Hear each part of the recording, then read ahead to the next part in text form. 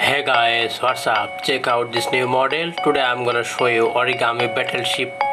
So let's get started.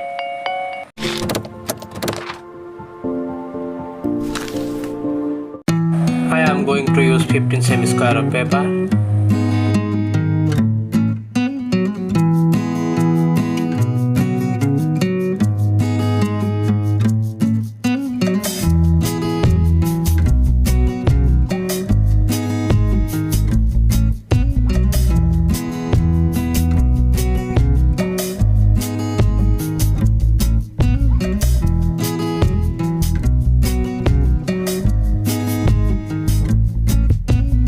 Hit the subscribe button, click the notification bell is a big part of the conversation.